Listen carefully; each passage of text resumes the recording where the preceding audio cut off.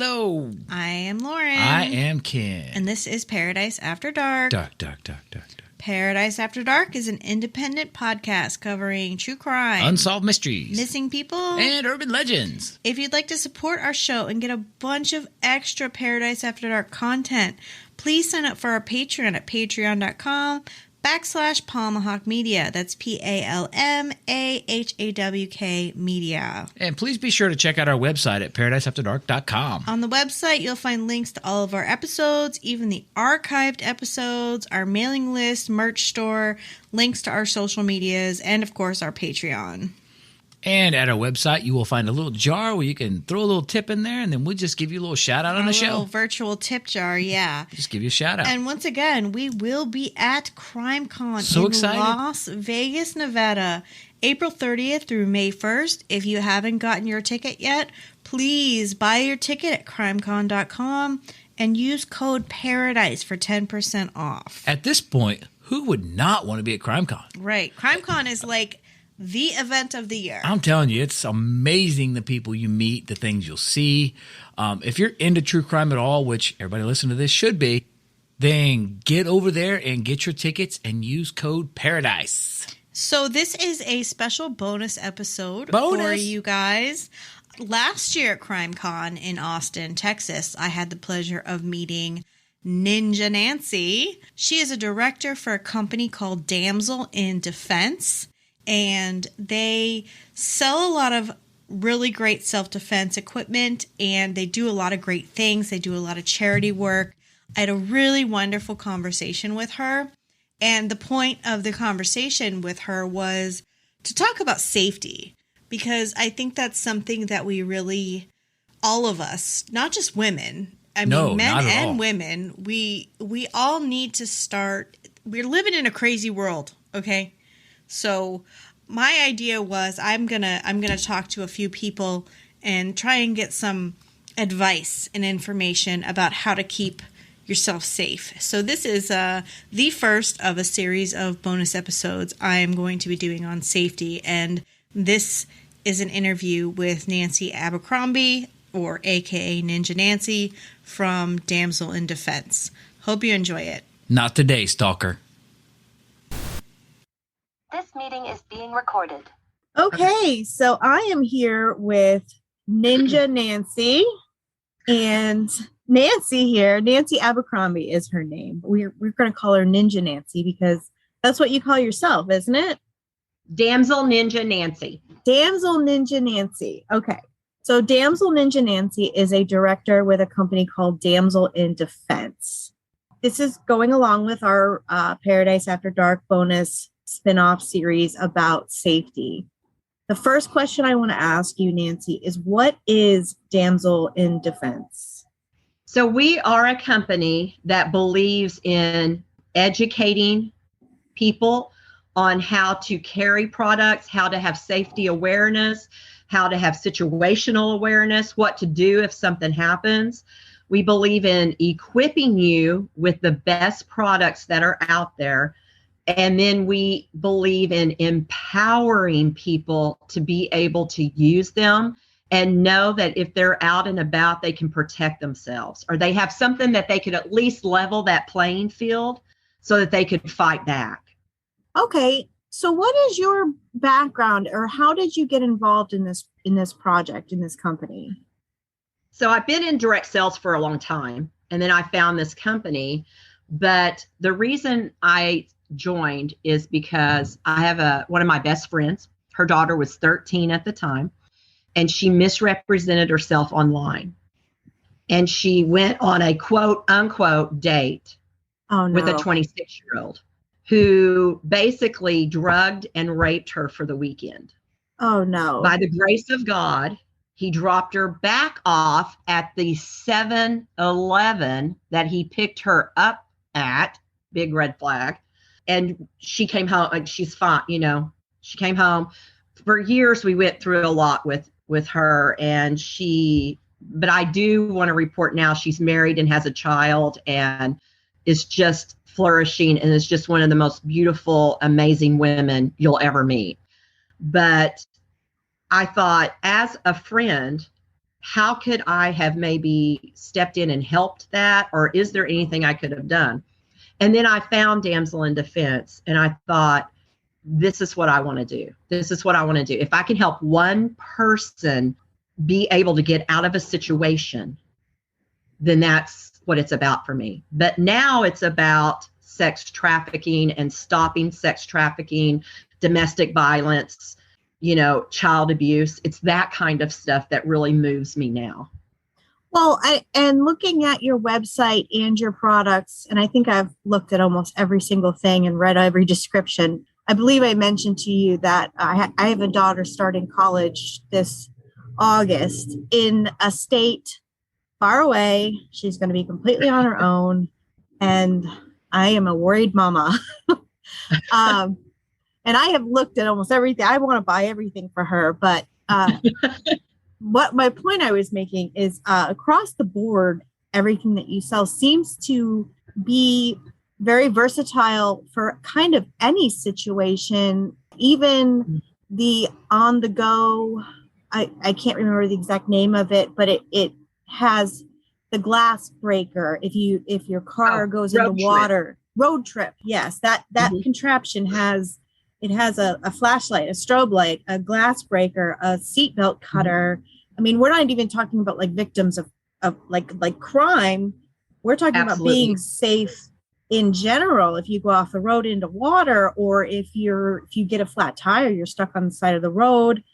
And I know the name of the company is Damsel in Defense, but in reading some of the reviews and comments on the products, a lot of men are also buying these types of things. So it's not just for women, it's for men as well. Am I right? Absolutely. Yes. It's for anyone that wants to be safe. Yeah. I don't care. We're for anyone.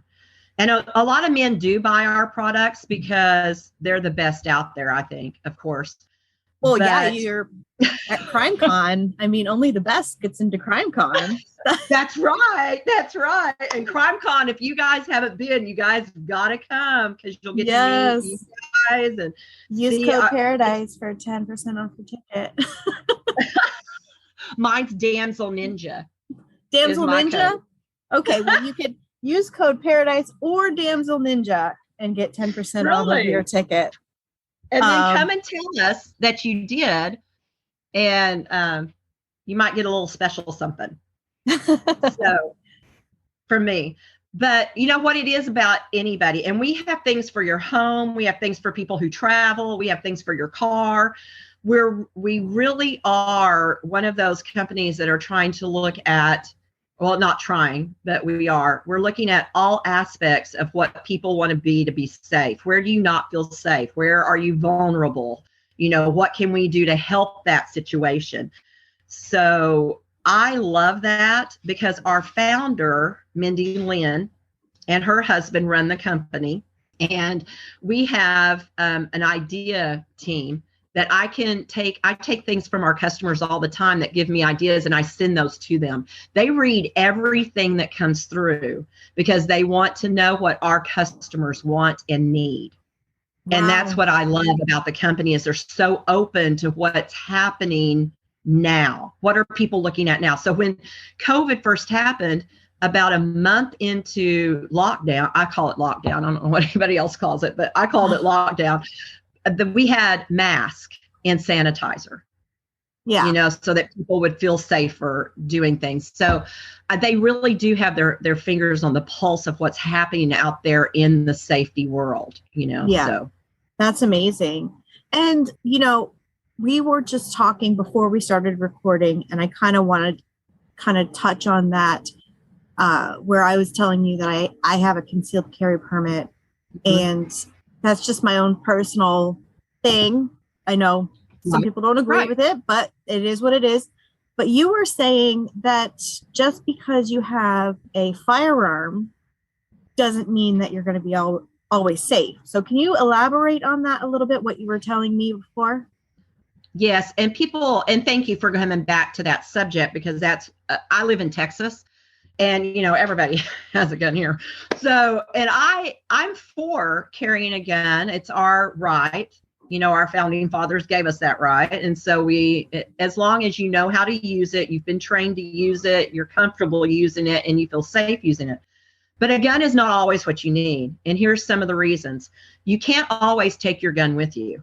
There are places that post that you cannot have your firearm in their establishment. And if you take it in and something happens and you use it, you are in jeopardy of being in trouble. Okay. If you're a concealed carry, you can't take your gun out and threaten somebody with it. If you pull your gun, you have to be prepared to use it. Where with a stun gun, I can carry a stun gun in my hand. And if I feel uncomfortable, I can set it off where that sound of electricity sounds. And that way I can kind of say, get away from me. Don't come near me. Or with my pepper spray, I can say, I have pepper spray, get away from me. Don't come near me. I can say those things with those kinds of products without being in trouble with the law. So one of the things and if you're going to go, and there's nothing wrong with this, if you're going to go have a drink or two with your friends, you cannot carry your gun. You're right. Yep. You cannot carry it into any establishment that serves alcohol. In Florida, I know that's a law in Florida. It's that way in Texas too, so in most states, because I'm from Colorado, it was that way in Colorado too. So, you have to know what the laws are with your gun. The other thing I always tell people is, how much time do you want to spend at the police station? Yeah. Good point. So, and a lot of times I've said a couple of times, I have pepper spray, get away from me. And the guys went, okay, and kind of walked away from me. I've done that with my stun gun too, set off the sound, and they've kind of went away. I don't want them in my bubble. If they get within touching of me where they could just lunge at me and grab me, now they're going to hurt me. And so if I can do something to say, get away from me, I have nobody wants to be pepper sprayed that has a brain. I mean, pepper spray is horrible. I know. And so a lot of times that's a big deterrent. Right. So I like that part, but then that's the whole thing with the gun. If a gun is all you need, that's all police would carry. Right. But police carry a lot of different items. Exactly. So that's why I feel like we should have everything. Like, I carry my concealed carry purse. I don't carry my gun with me, but I put my stun gun in the back, and I just want to make sure my husband can't hear me. I put my candy in the back too, my paydays, because he's always wanted to eat my candy bars. So I put my candy bars in my concealed carry part with my stun gun so he can't find them. But, your paydays are safe. So, and then I carry an RFID wallet. So I protect my identity, but I carry a stun gun, I carry pepper spray, I carry a socket to me, which is a Kubaton in the real world. I carry an alarm. I carry almost everything we have with me all the time. And people say, oh, you're paranoid. No, I'm protected. Yeah. I'm aware. I'm watching what's going on around me. My head is always on a swivel. I'm paying attention. So I have different things that I can use. Depending on where I go. So now, do you do seminars or like home parties? Is it like I do all that? Yeah. Okay. And right now, with in some areas, people are not yet ready to get back together in person. Right. Yeah. So we do Zoom. I do Zoom parties. I'll do anything to get in front of people because people need the information. They need to know, trust your instinct. A lot of times especially women, we've been told, oh, that guy's not following you. Oh, you're being paranoid. That car's just there. Like, we've been poo-pooed basically on our instinct. Yes. And how many stories? Yeah. And another thing about women, and I'm guilty of it just as much as anyone else, is you don't want to come off rude. You're too nice. You don't want to come off rude. Exactly. And that's something I'm working on. Very fortunately, I've not been in any type of situation where it was warranted recently, but in the past, there's been times where I should have I know I should have stood up and said, back off. I've got pepper spray or whatever.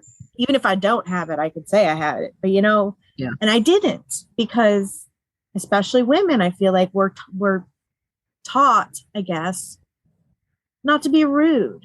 And I know that's something in Spencer Courson's book, The Safety Trap, and I'm going to be speaking to Spencer as well. There's a chapter just on that. And I think it's so important for women to get out of that mindset that they have to be nice. Just because a man wants to buy you a drink doesn't mean he's your friend, Exactly. And you know what? And if those kinds of situations too, it's okay to be judgmental. It's okay to go with your instincts if we're talking about your safety.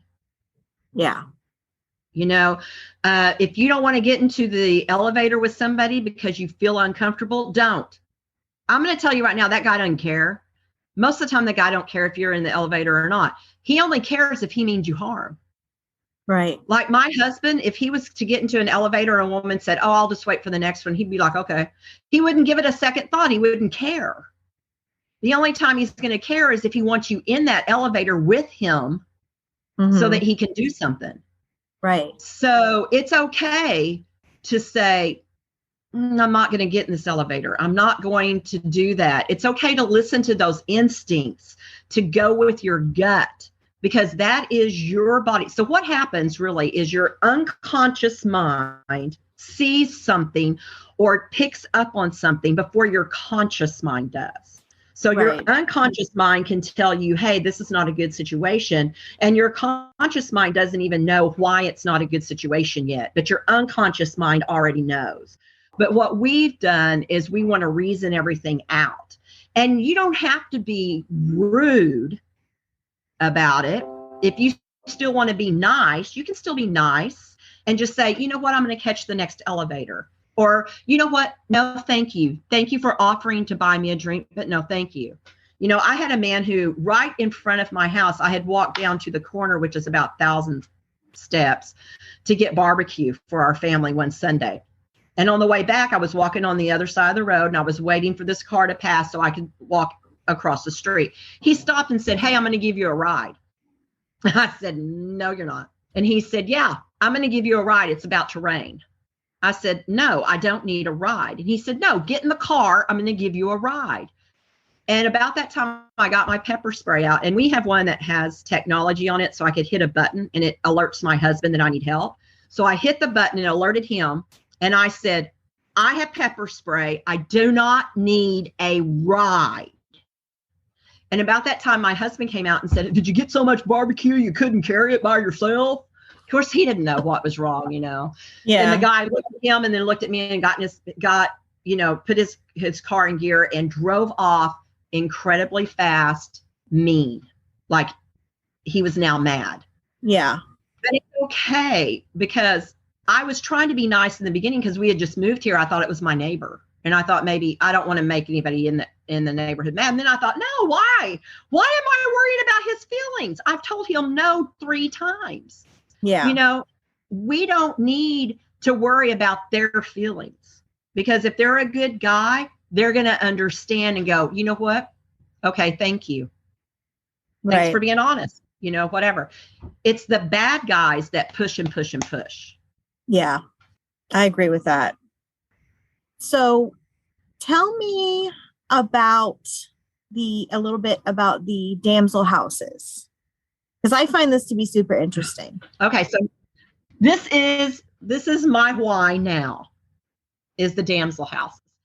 So we know that there's over 27 million people in trafficking. Yeah, human trafficking. That the average age of sex trafficking is 14.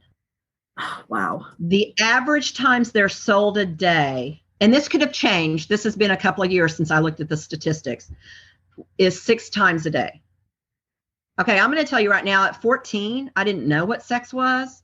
And I lived on a farm, and I never put together what the animals were doing with what people did. I'll be honest with you. That's not what I never put that together.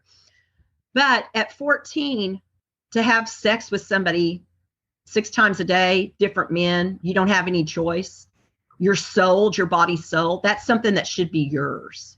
Yes. So Damsel works with a company called Destiny Rescue, and you can look them up. They're a charity, and they're in 9 different countries. Right now, we're in 2 countries with them. We're partnered with in 2 countries. We're looking to open a house in the rest of the 7 countries with them in the future. So a portion of everything we sell in Damsel goes back to these Damsel houses. And we have given them over $451,000 in the last 7 years. We have saved 517 girls. Wow. And when I say saved, I mean that they've gone into the brothels or the streets, and they have literally saved these girls from sex trafficking. Then they bring them back to the houses and protect them there so nobody knows where the houses are. And then they can teach them how to run a business, how to do hair, how to have some kind of skill. We have a nursing program that we work with. So there's different things that they can do that they can help them learn how to do an occupation where they do not have to use their bodies. They have the opportunity to then build a beautiful life for themselves and their families. It's amazing. So it is. And it's my, every time I go out and I have a bad day or I have a negative thought, I think about these girls and how they don't have the choices that I have. And so it really propels me to get out of bed. I got goosebumps right now. Yeah, it is. It's incredibly scary. And people think that sex trafficking only happens overseas. It's happening here. Oh, it happens everywhere. It happens right under our nose everywhere. Absolutely. And I've read somewhere, and I don't think this has changed, but the biggest day in sex trafficking is Super Bowl Sunday. Really?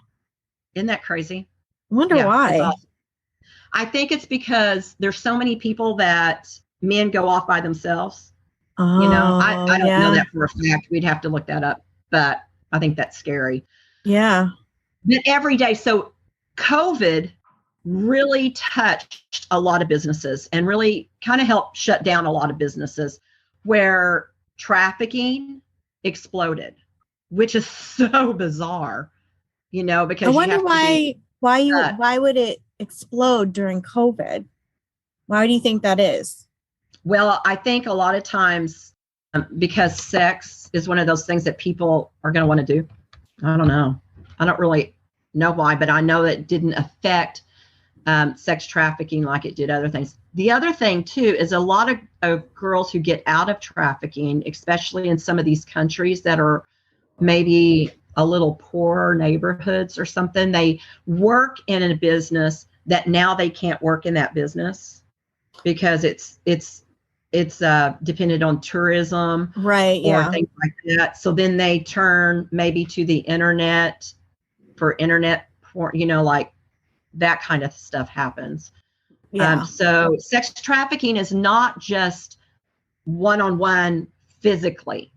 Sex trafficking can be internet, can be taking pictures of them, that kind of stuff too is all within that realm. So I think probably that a lot of that went up. I'm not an expert in that area, so I don't know. Sometimes I don't look up things because then you can't unsee them or you can't unknow them. And for me, this is one of my dad was a Marine. And so I was protected my whole life. And he taught me, we played a game called Nancy Drew because I was a mystery fan. Back then I was a mystery fan, And so I read every Nancy Drew known to man. But we had this game, and I always suggest to my parents with younger kids to play this game. And we called it Nancy Drew. You can call it whatever you want. But my dad would pull into a gas station. He would say, okay, close your eyes and tell me 20 things around us. And I would say, okay, there was a man walking into the store. And he would say, what was he wearing? Or I would say there was a man putting gas in the car next to us. What was he wearing? What kind of car was it? What color of car? So it was all that. I had to close my eyes and do situational awareness with him. And if I got 20 things right, we got ice cream. Did you get 20 things right? I learned to because we really liked ice cream. Until that's my actually was diabetic, and my mom wouldn't let us have ice cream anymore out and about.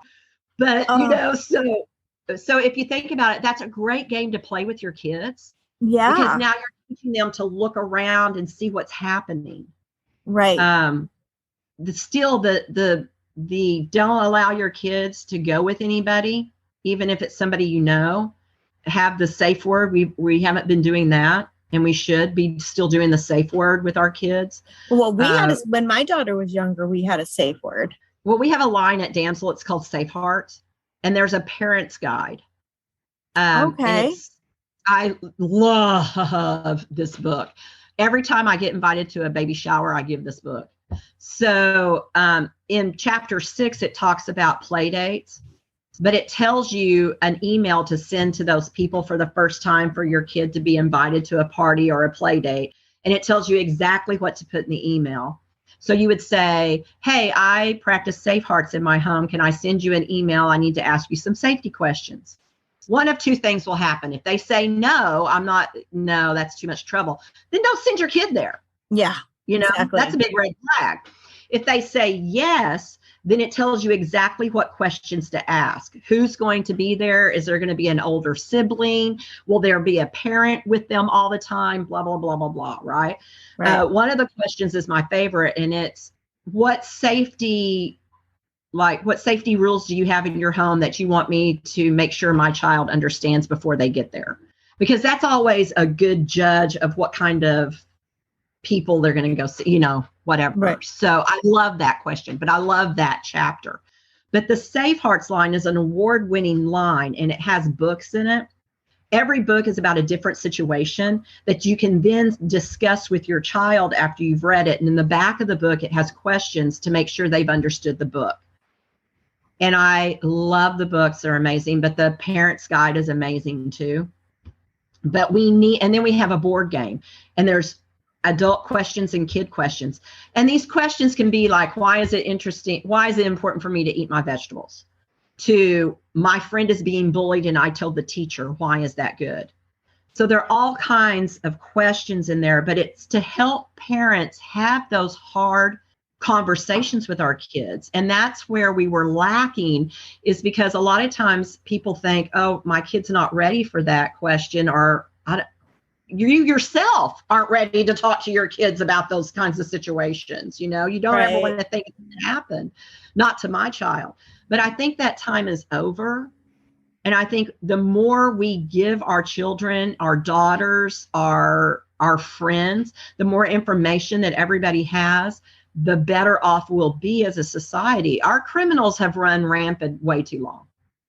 Yeah. It's our turn to take back our communities and to sit down and say, you are not going to run this community. We are. The good citizens of this community are going to run it, not the criminals. So I agree. That could be a whole conversation in itself. That's my soap opera box. I really want people to be protected and to get their heads out of the clouds and out of the sand. I'm not saying it's going to happen to everybody, but 1 in every 4 women are sexually assaulted in America. A violent crime happens every 26 seconds. As we know, we all listen to these podcasts. We're all fascinated with true crime. And I was saying to you earlier, is there anybody else out there that's going, where was your pepper spray? Where was your stun gun? Where was your gun? Where was your protection? Right. So I would love to be able to equip enough people, educate enough people, empower enough people that we all go out of business, that we all have to find something else to do. So if any of my listeners wanted to check out what you have to offer, to read about the Damsel Houses or the Safe Hearts, where would you direct them to go? It's damselninjanancy.com. damselninjanancy.com. Okay. And I'm Damsel Ninja Nancy on Instagram, TikTok, Facebook. Okay. And then if my phone number's out there too, if they want to call and have a conversation, if something's happened and they need help, where do they need to go? They can always reach out to me. I will help them find some place to get help. We donate to a lot of domestic violence homes. We work with Wipe Every Tear. We work with RAIN. We work with a lot of those places that they can get help. And asking for help is the first step to healing. And it's not, and I just want to make sure that your listeners know, if something has happened or you're scared, asking for help is not a weakness. That's your biggest strength. Because asking for help takes more than to keep it inside, because now you can start to heal. In fact, not asking for help is a weakness. Right. Asking for help is a strength. And I am here to help you. And if I don't know the answer, I have a whole damsel army I can go to, and somebody will know the answer of how I can help you get help, or in your area or whatever. And that really, that is also across the board. That's if you're in a domestic violence situation, yes. If you have been sexually assaulted, if you have a stalker, across the board. I think if you have questions or you need help, I think Nancy is a great person to reach out to. Nancy's the one I would call. Well, that January is Stalker Awareness Month. And I did not know that. If you go to my website or my Facebook page, Damsel Ninja Nancy, I have posted some things there, like 1 out of every 17 stalkers, something. So I post on Instagram those things too. But stalking has become one of those things that's like the first leg of something, because if you read some interviews of Ted Bundy, he was talking about how he had a pornography addiction, which a lot of serial killers and criminals have a pornography addiction. And then when that doesn't do anything for them, because it doesn't release those endorphins, they have to move on to something. They move on. And that's what Ted Bundy actually admitted, that he had a pornography addiction, and then he went on to stalking, and then he took it further. So if you feel like you have a stalker, you need to go ahead and start telling people, start taking pictures of the stalker, or if you do whatever. I'm not an expert on stalking, but there are places out there that you can get information on stalking. But don't let anyone tell you that you're crazy. If you feel it within your heart, then go onto I'm sure the internet, if you looked up stalking, there would be things to look for and places to go. If not, I'll figure it out. I mean, call me or text me or email me, whatever you want to do, however I can help you. That's what I'm here for. And I believe truly in trusting your gut along those lines. I just want to share a quick story. This was probably about 10 years ago now.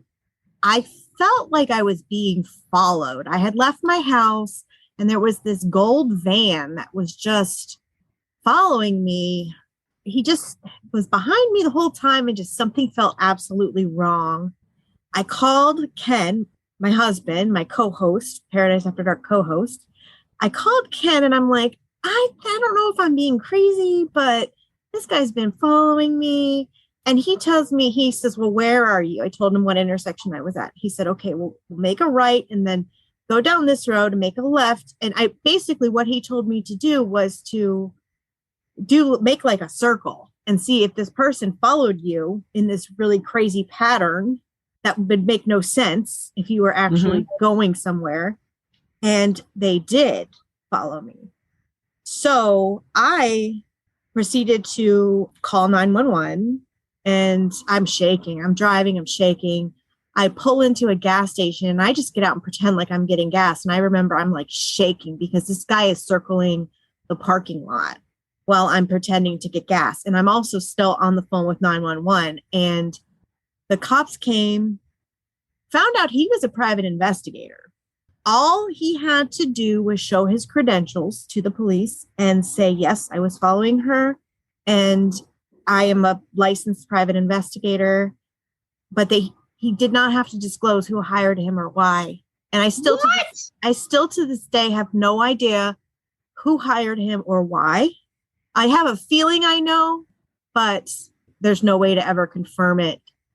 But And then the officer said, I was crying at this point. I was so shaken up. And the officer came to talk to me and he said, you know, I know that this just happened to be, you know, a legitimate private investigator, but don't ever hesitate to call if you're scared, because it could have been some psycho. And you know, he was really nice and reassuring to me that I did the right thing in calling them. And I still get a little shaken up talking about it, because I still to this day don't know who would hire a private investigator to follow me. I'm a nobody. So bizarre. Yeah. And this was before. And was he really a legit one? Or was he just registered as one? I don't know. I don't know. So the other thing too that you can do in that situation is you can drive to a police station. Yes. I know. Drive to a firehouse. Right. Because a firehouse, somebody's always up. Yep. Just sit and honk the horn. Firemen, first off, are usually very nice looking. So they, you know, it's a good way to get help. But you know, like, people, if they're following you, are not going to follow you into the firehouse parking lot or the police station parking lot. Right. And so those are really good places too. And do what you did. I think that Ken gave you a good advice. Now you know he's following you, and then you called 911. Those are always good things. The other thing too that reminded me of is, if you're ever followed and it's a cop car, you know, or at night or something, put on your hazards and call 911 and make sure it's a cop behind you. Yes. I've heard that many times. Put on your hazards. Yeah. I've heard that many times. But God bless you. That would scare the bejesus out of me. Yeah. It's it had me freaked out for quite a while. But I don't understand why they don't have to tell you who hired them. It's confidential apparently, and I guess the law is, if they show credentials that they are a licensed PI and they were just operating within the realm of their assignment, that there's nothing much that police can do. The police don't really care for the PIs, but there's not much they can do about it. God. And I don't know about that. They should have to tell you who hired them. Yeah, well, I wish that was the case. I wish I knew. I'm pretty sure I kind of have I'm pretty sure I know, but I have no way to prove it. So, right. Anyway, but yeah, those are things that people think that they just have to pull over once they see the lights. But if it's at night and you're a woman alone, I would not pull over. I would slow down, put my hazards on, and then call 911 and tell them where you are, and is that a policeman behind you? And ask the 911 operator, what's the policeman's name? Okay, so when you do pull over and they approach your car, don't just pull over where there's lights. And they approach your car. You don't have to roll down your window right away either. You can say, what is your name? I'm on the phone with 911. They'll tell you their name, and you can tell 911, you know, just make sure. Police are not going to be upset because you're a woman alone trying to make sure that they're who they're supposed to be. Right. And that's what a lot of people, and the other thing is, if you're scared, like in a parking garage, or a man approaches you, or you feel uncomfortable or whatever, it's okay to call 911 and say, hey, I was at this parking garage and this man was walking around. I had the heebie-jeebies, blah, blah. Let the police be proactive instead of reactive. Because that's a very good way to look at things. Yeah, because they can still go through the parking lot. I mean, they're out and about doing drive-throughs anyway. Yeah. So they can still drive through that area and see that guy and then stop and say, what are you doing? Why are you out? Blah, blah, blah. Let them be proactive. Let them, you know, God bless our policemen. They see the worst of humanity. Yeah, I know. You know, so why not let them be good, not be good at their job, but, you know, be proactive, really, you know, instead of just calling them after something happens, because the next woman may not have her instincts up. Right. You know, when we're stressed, depressed, upset, whatever, we don't always pay attention to what's going on in our surroundings. So you don't know if the next person is going to have those kind of instincts that you have. So why not do that for the next person? And who cares if the police think you're crazy? It's not like you're going to see that person at 911 anyway. And I can guarantee, I have friends that are 911 operators. You ain't the craziest person they've talked to that day. Yeah, that's a good way to look at it. Oh, and they won't be talking about you afterwards because they got more than you to talk about, so. Yeah, that's a good point. That's a good point. All right. So once again, for our listeners, they want to check out what tools and devices Nancy has. She also has really cool t-shirts. I'm wearing one right now as we speak called Not Today, Stalker, which I bought at CrimeCon. It's damselninjanancy.com. Yes. Correct? All right. Yes. And then also you're on Facebook and Instagram and TikTok. Is it all Damsel Ninja Nancy? It is. Okay. It is. So do you have any parting advice, any final things that you'd like to put out there for our listeners regarding safety or basically anything? Yes. Your life is worth the fight. You are worth it. If you are on this earth, you are here for a reason. You are important to someone. There are people who need you, who love you.